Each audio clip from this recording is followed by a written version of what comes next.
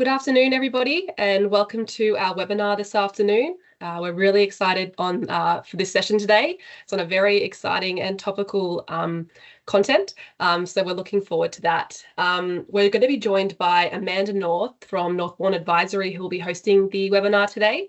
Amanda brings a wealth of experience in the public sector as well as in the governance, risk and compliance space.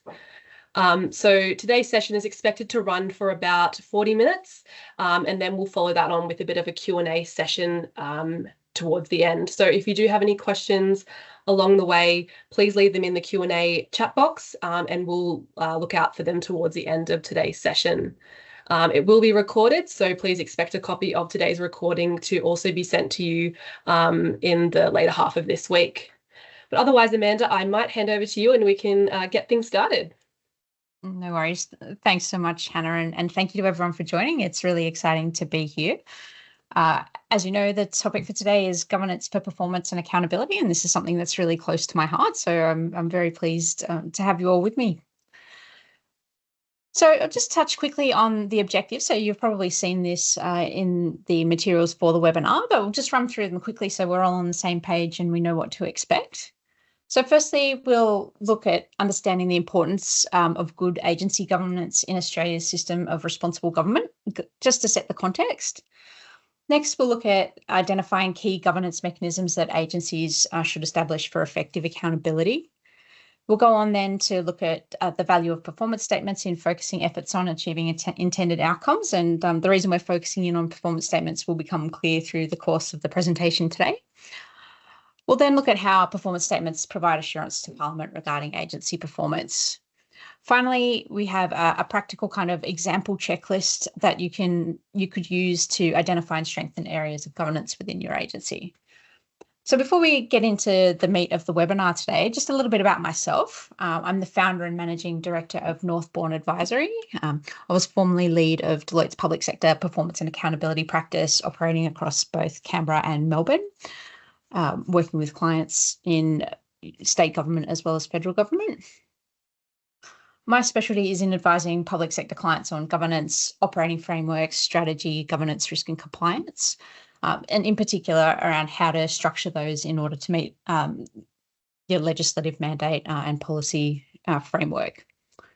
I've got over 12 years of experience working with and in the public sector, and I started my career as a graduate at the Department of Industry, Tourism and Resources, which has obviously changed names a number of times since then. Okay, so let's get into the first topic, which is the importance of governance. So why governance? Why is this an important kind of practice to have strongly within your agency? Essentially, it underpins public trust by supporting performance against mandate, and it's important for responsible government via accountability to Parliament. So what do I mean by responsible government? It's an important feature of Westminster democracies, such as Australia's system of government. Responsible government requires the executive branch of government to be accountable to Parliament, and that's important because the executive is drawn from the legislature.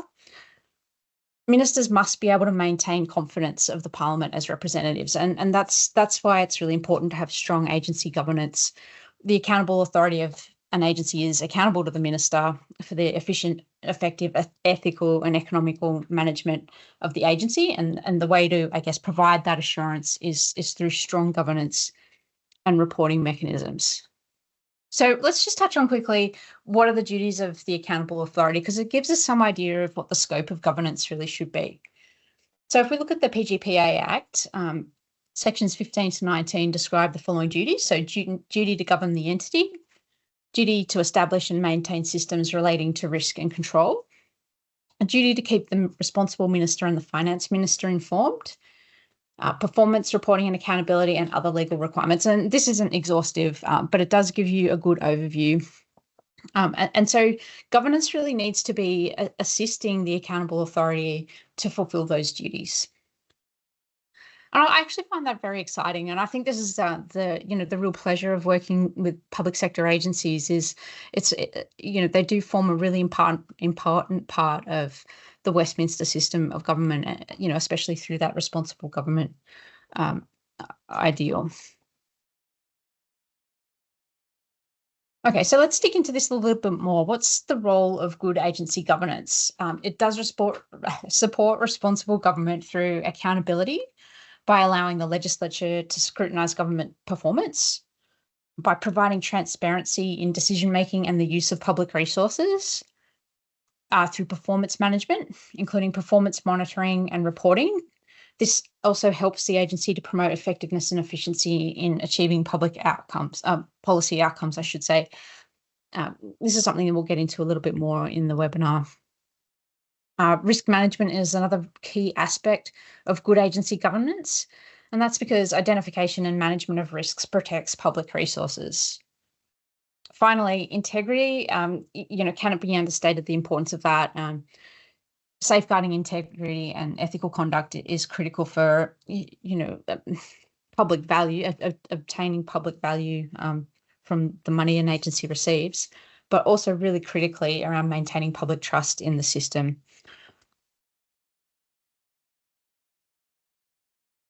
So that's how things should work, right?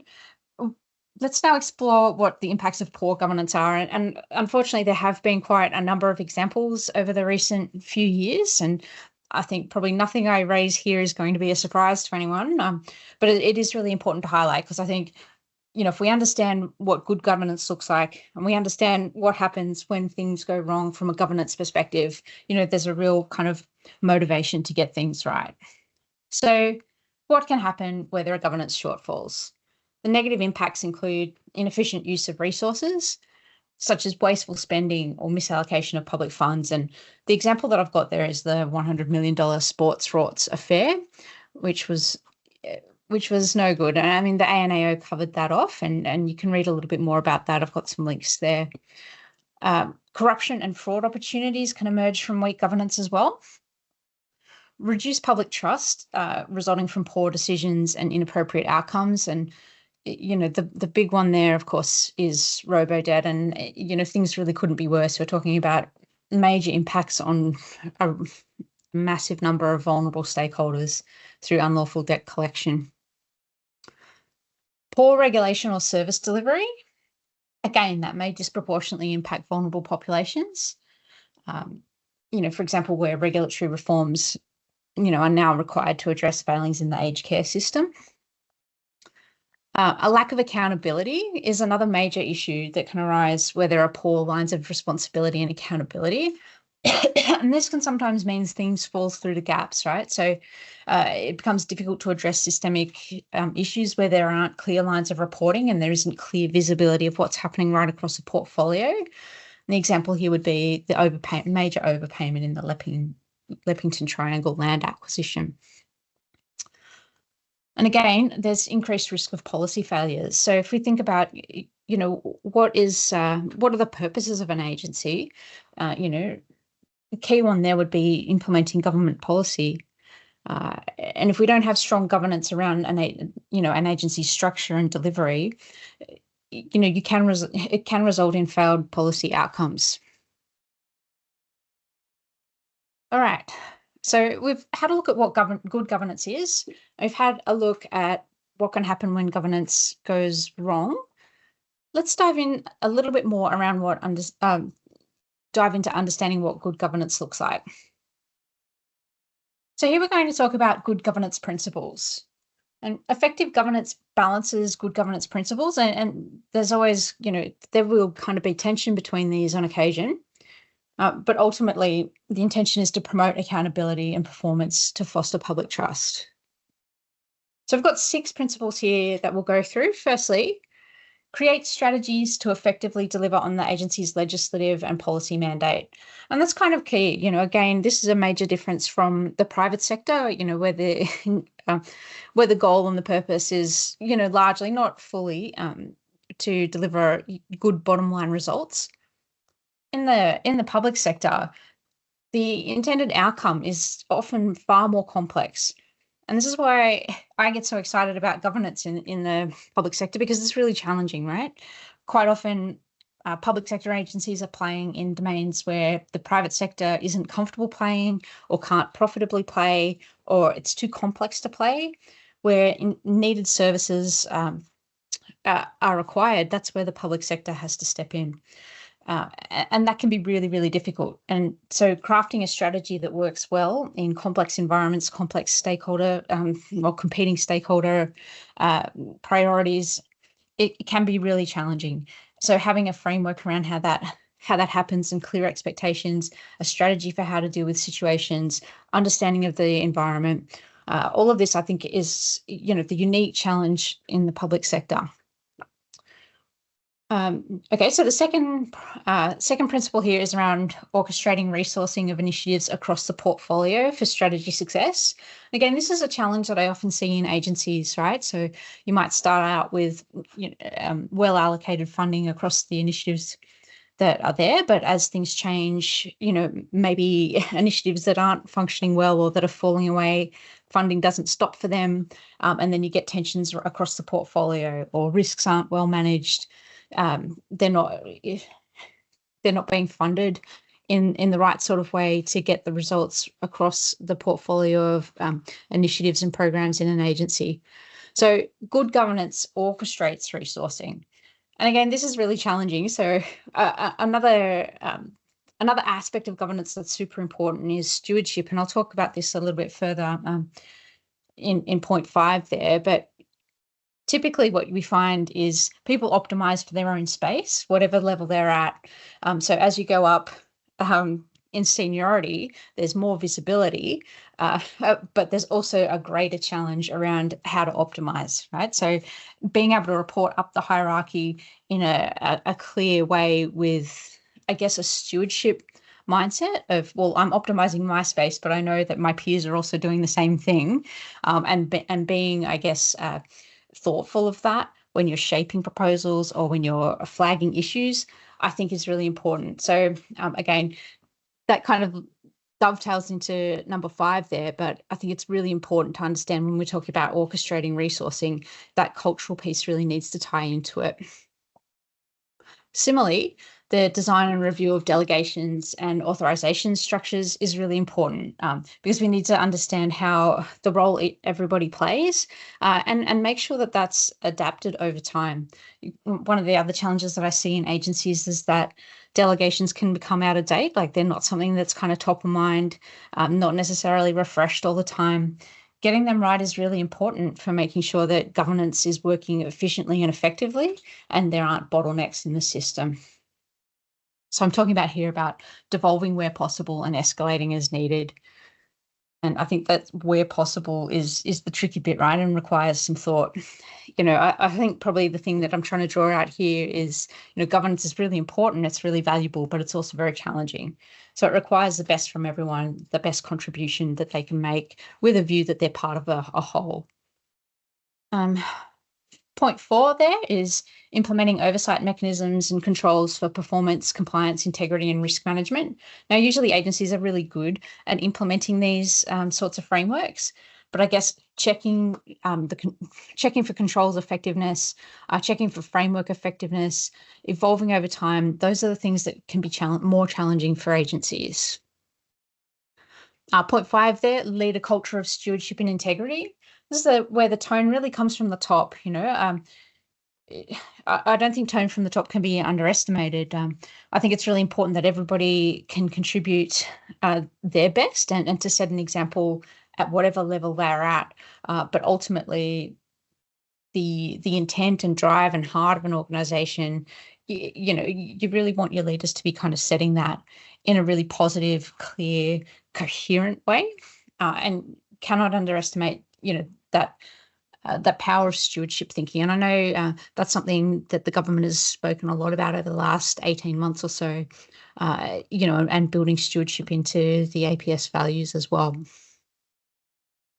Finally, a drive for continuous improvement and adaptability based on performance information, feedback, forecasting, and lessons learned. So this is taking an evidence-based approach, building those into your governance mechanisms and iterating your frameworks based on evidence. Again, agencies are great at having frameworks in place, but keeping them fit for purpose is really critical to having effective governance and being able to provide assurance to the minister, to the parliament around the agency's performance. Okay, Yeah, and again, just to kind of reiterate, good governance isn't just a tick in the box mechanism. It's got to be an active and informed practice that supports the agency to achieve its purposes and deliver on its mandate.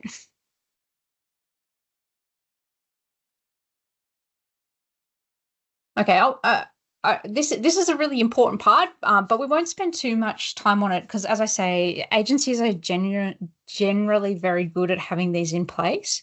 Uh, what are the governance mechanisms that agencies need to have?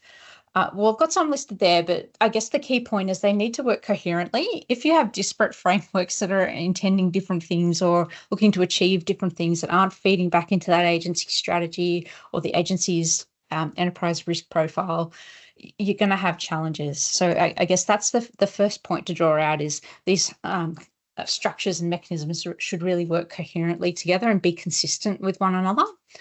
So we want to have robust internal controls. We want to have clear reporting structures.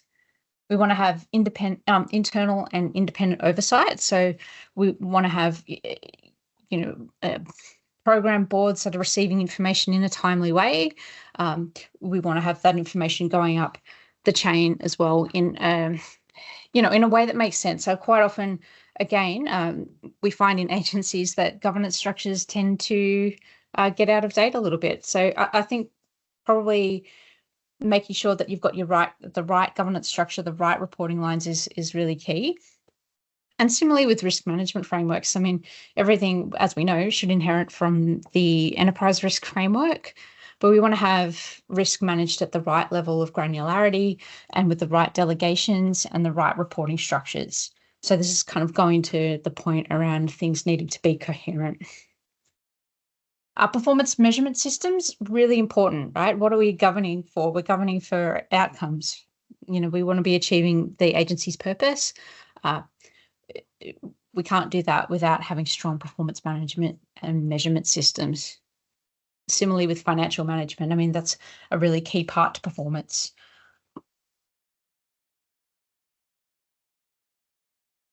Okay. So going into this in a little more detail, and I mentioned at the start that we've got a focus here on performance statements, and there's a reason for that. The ANAO has, in recent years, started to build out a stronger focus on performance statements. And this is because performance statements are really important for providing assurance to Parliament. So Commonwealth corporate and non-corporate entities must prepare performance statements with their annual report per the PGPA Rule 16F. And they must provide information about the entity's performance. They form a really important part of the annual reporting cycle, as you can kind of see there, which I've taken straight from the Department of Finance. Your performance statements must include a statement of preparation, results of performance measures and assessments, analysis of factors affecting performance. Those are the key requirements. They also must reconcile performance information reported in corporate plans and include an analysis of the reasons for the results that have been achieved. Ooh.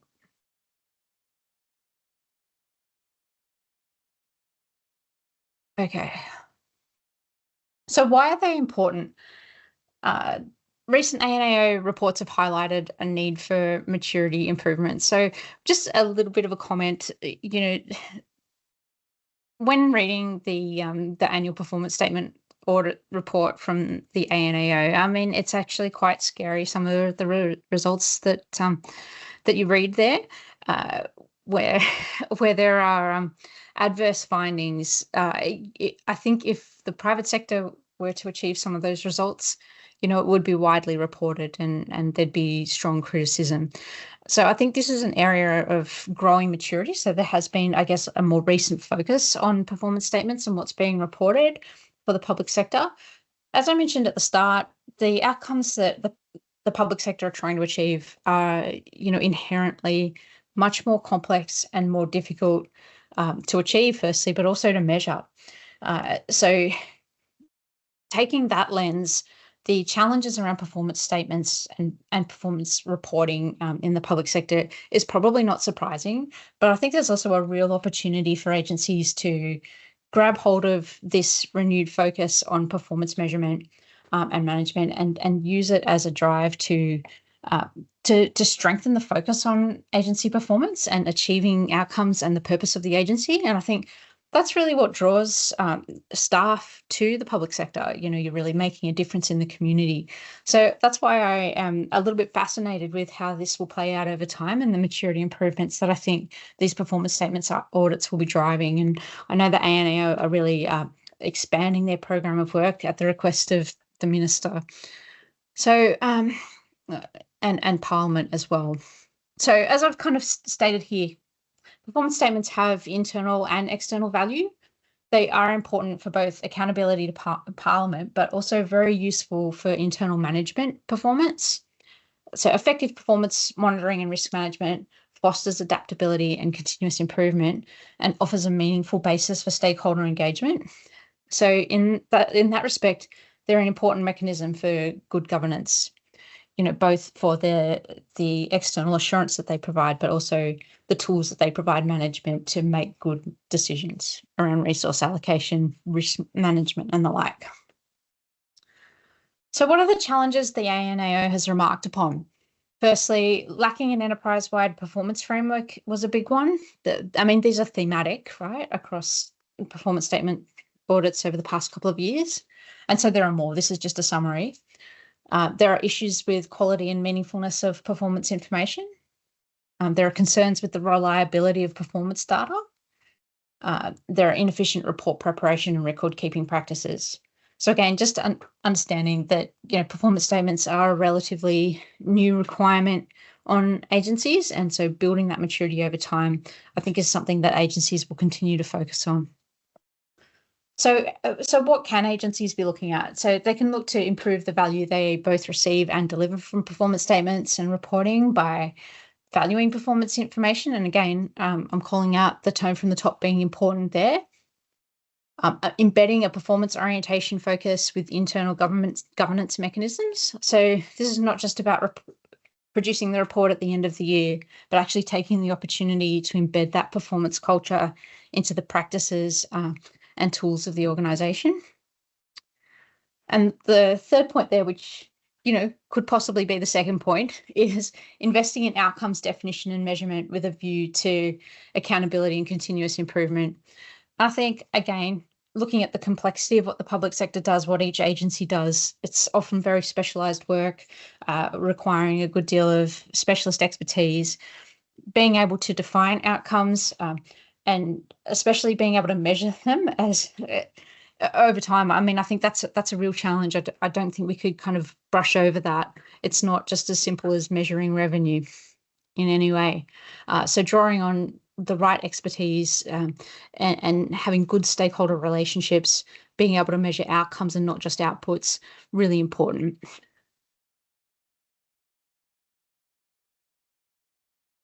Okay. We now jump on to this proposed kind of governance health check tool, and I will just state this is an example tool. This is something that you might like to take as a starting point for assessing where you're at with governance in your agency, and potentially can be used at different levels as well.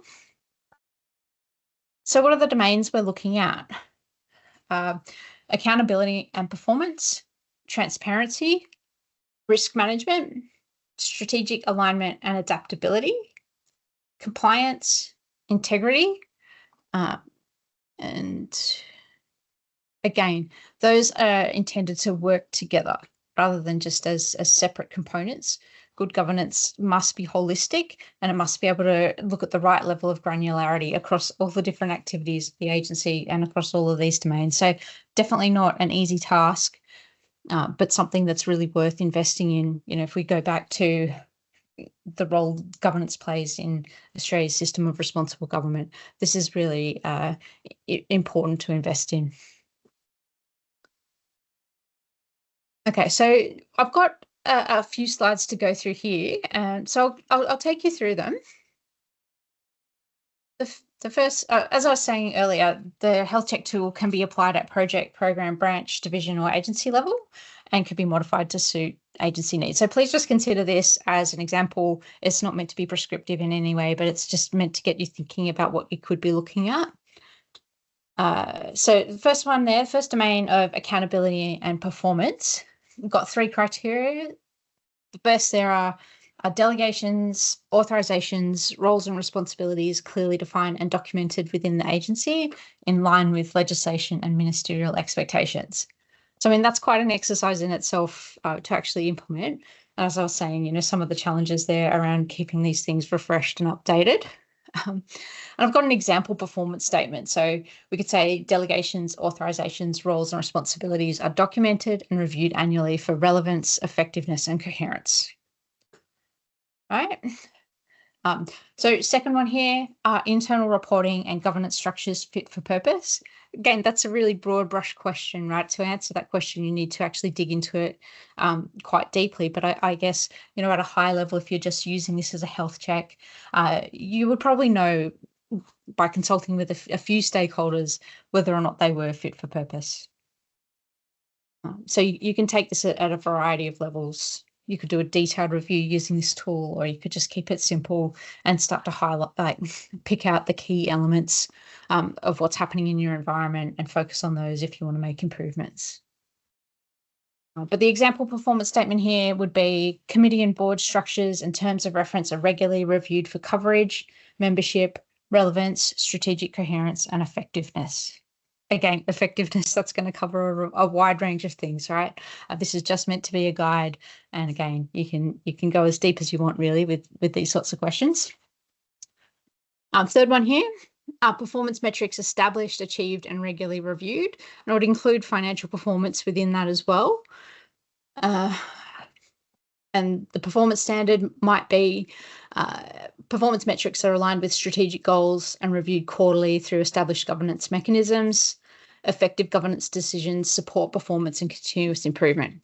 Again, there's a real lot to unpack there, but just as a bit of a guide to start with, and of course, you know, you can build this out as well.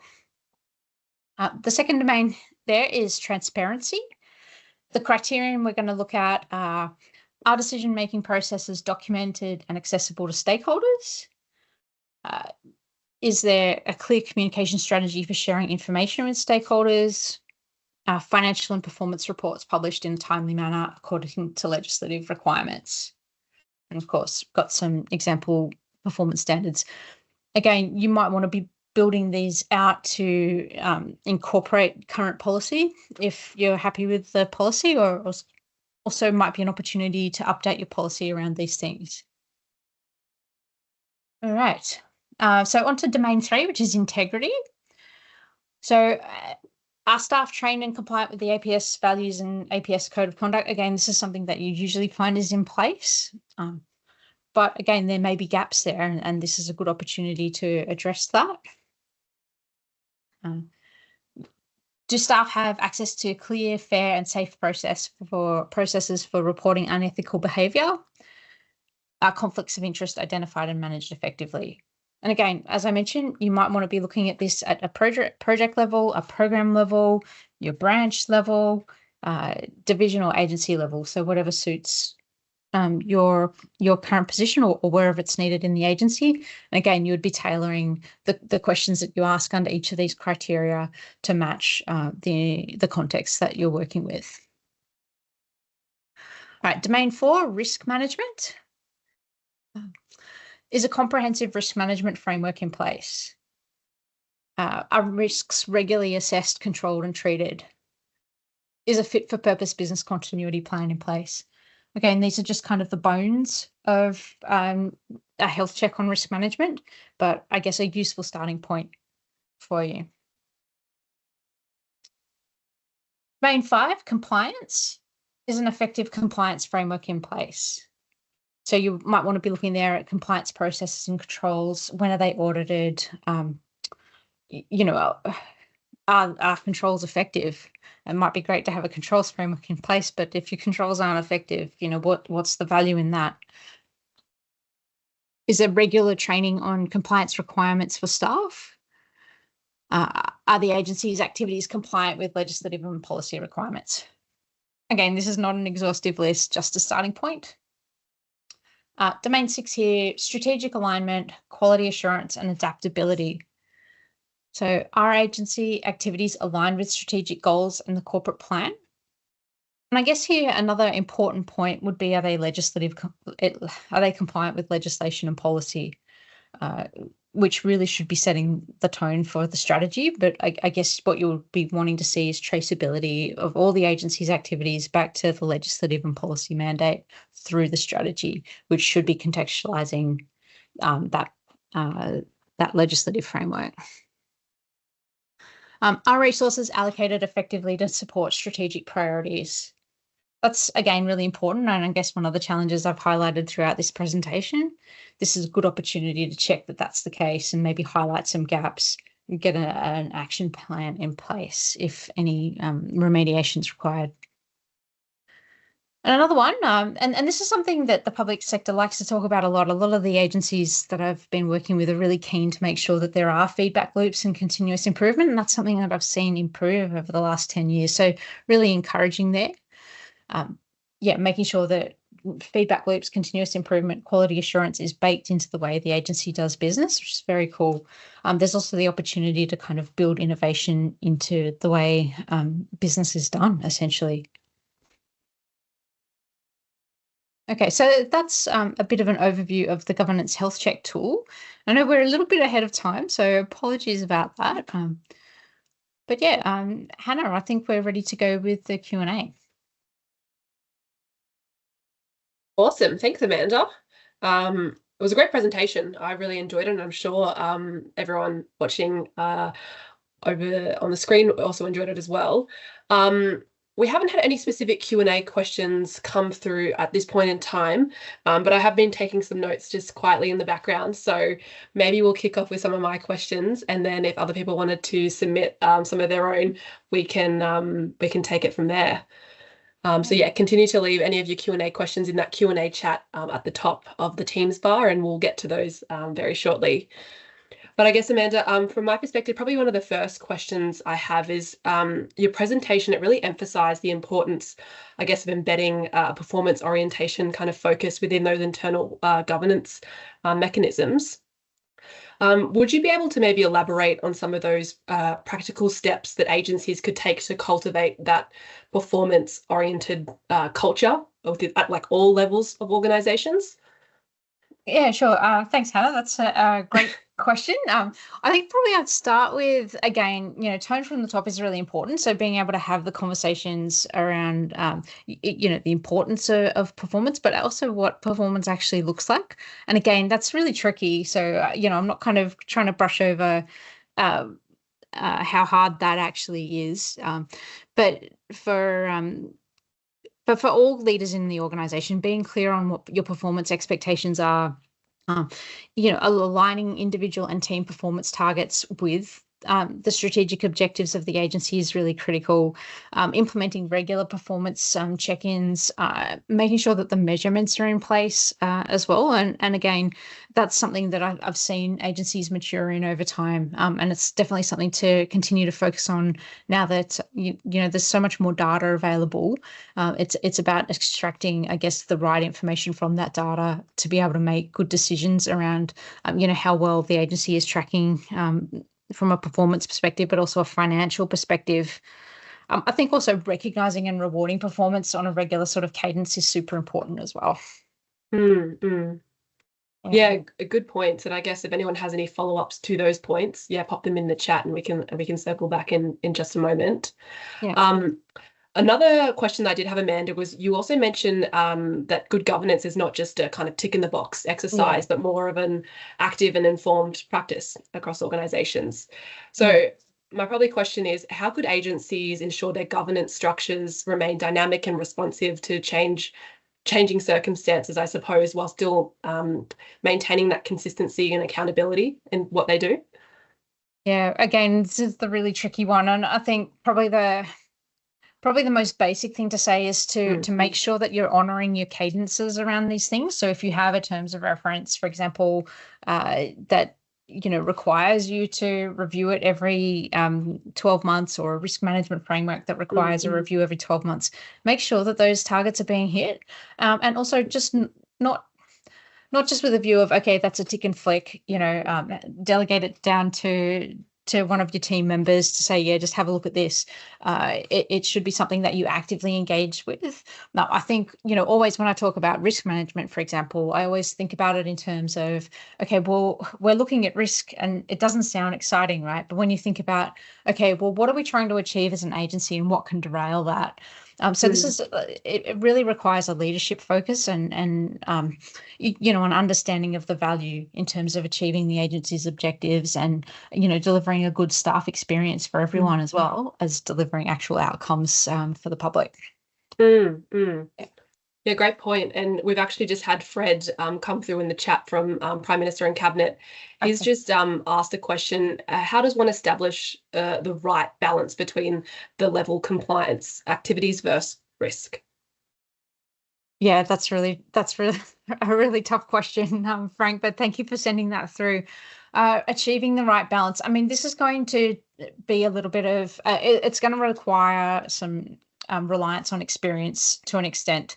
And I think it would also, you want to look at compliance in the light of risk is what I'd say. And I'm not sure if this is where you were going with the question, but yeah, you want to actually look at the strategic risk profile for compliance risks and make sure that your controls and your treatments match that the impact profile is how I would be doing it. But you would also, be relying heavily on experience around that. And if you can quantify the activities or the time taken around control. So if you have, I guess, a control that is imposing, heavy time burdens on people, for example, if you can quantify that, feed that information up the line or make the changes that you need to make, I guess that's a way of dealing with it. But as much as you can be evidence driven, you'll find you're able to make a better argument. Yeah. So hopefully, Fred, that answered a bit of your question. Just for everyone's awareness, we will be providing Amanda's contact details when we send through a copy of the recording in the coming days. So feel free to reach out to her during that, like after that time as well, to continue this conversation as well. Be happy to chat. And I guess, Amanda, another question probably for me, I really liked that that health check tool that you showed with the 6 different domains. Yeah. I guess the question for you would be, where do you kind of see agencies struggling with the most, I guess, in those one of those 6 areas? Yeah. Again, that's a great question. I mean, I think agencies typically have all elements there. As I've mentioned, I think it's more about in the adaptability space. So possibly that bottom right box, the strategic alignment and adaptability piece. Strategies are often 3 to 5 years in length, and maybe things kind of run that course rather than maybe checking in every 12 months on how things are tracking, or if there's a new minister or there's a big change, often there'll be a refresh. But things can change rapidly in the stakeholder environment, or new technologies coming in. Artificial intelligence is an example, which is starting to have an impact, but making sure that again, it's not a tick and flick thing. This is actually core to our purpose. This is the heart of what we do. Are we maintaining relevance here? Just keep asking those questions around all of these aspects of it. Yeah. And I guess to that point of AI, very timely, we just had another question come through from Natalie. Her question is our understanding of good governance changing with AI in the public sector? Yeah, I think that's a great question too. AI, I think it's been floating around the public sector now for 12 months and things have ramped up and definitely there's more of a green light for agencies to explore AI. I think I saw something in the Mandarin this week about ASIC trialing various aspects and not getting great results. Will it change governance at its heart? Look, I think the intent of governance still remains the same. So it should still be about providing assurance to the Parliament, essentially, or to the Minister and to the Parliament around performance. With AI coming into play, there definitely need to be structures in place to manage quality and risks, around transparency, around where does the data come from, is the output accurate? There are tons of things that there needs to be a framework around, and agencies need to explore that. So ultimately, the intent of governance still needs to be the same, but there do need to be specific mechanisms in place on how the agency is building AI into its practices. Yeah, what's the AI trained on? What function is it performing? What are the impacts on staff? Agencies need to be very cognizant of that and be able to make informed decisions, about how to implement AI, but also how they're using the outputs. I think that's really critical, and seeing some good movements in these directions. There's been a lot of good frameworks kind of come out, but making sure that that's integrated into existing governance mechanisms is also really important. So yeah, I'm sure we'll see more happen in this space over time, for sure. That's a great question. Love it. Might need a whole webinar topic purely on AI. Potentially. Yeah. Well, that kind of looks like all the questions that have come through at the moment, and kind of all the questions I also had on my end. So if anyone has any final questions, please send them through. Otherwise, thank you so much for your time today, Amanda. It was a really insightful and topical conversation, so I appreciate that. And as mentioned, it'll be recorded. We're going to send through a copy of the recording in the days to come with Amanda's contact details. So hopefully we can continue the conversation with those joining virtually today. But thanks, Amanda. Thanks, everyone. Thanks so much, Hannah, and thanks everyone for joining. It's been great to have you along.